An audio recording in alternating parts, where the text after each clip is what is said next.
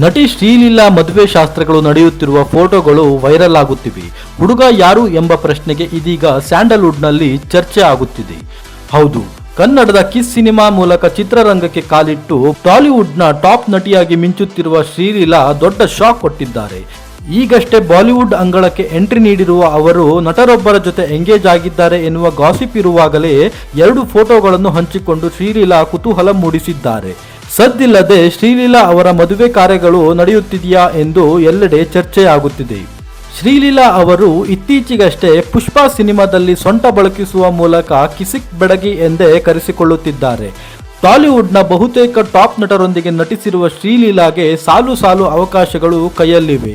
ಅವರ ವಯಸ್ಸು ನೋಡಿದ್ರೆ ಇನ್ನು ಮದುವೆ ಎಲ್ಲ ನೋ ಚಾನ್ಸ್ ಎಂದುಕೊಂಡಿದ್ರು ಫ್ಯಾನ್ಸ್. ಆದರೆ ಶಾಸ್ತ್ರಗಳ ಫೋಟೋ ಹಂಚಿಕೊಂಡು ಶ್ರೀಲೀಲಾ ಅವರು ಶಾಕ್ ಕೊಟ್ಟಿದ್ದಾರೆ. ಫೋಟೋಗಳೊಂದಿಗೆ ಕಮಿಂಗ್ ಸೂನ್ ಎಂದು ಶ್ರೀಲೀಲಾ ಅವರು ಬರೆದುಕೊಂಡಿರುವುದು ಕುತೂಹಲಕ್ಕೆ ಕಾರಣವಾಗಿದೆ.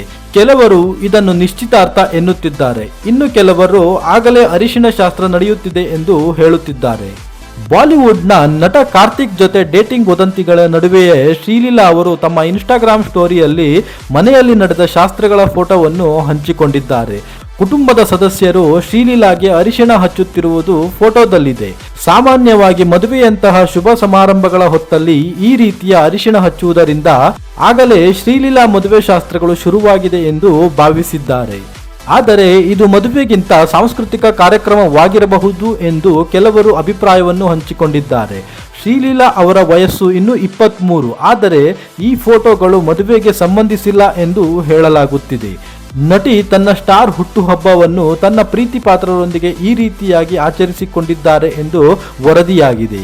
ಶ್ರೀಲೀಲಾ ಅವರು ಇಲ್ಲಿಯವರೆಗೆ ಈ ವದಂತಿಗಳ ಬಗ್ಗೆ ಎಲ್ಲಿಯೂ ಪ್ರತಿಕ್ರಿಯಿಸದೆ ಗುಟ್ಟನ್ನು ಕಾಯ್ದುಕೊಂಡಿದ್ದಾರೆ.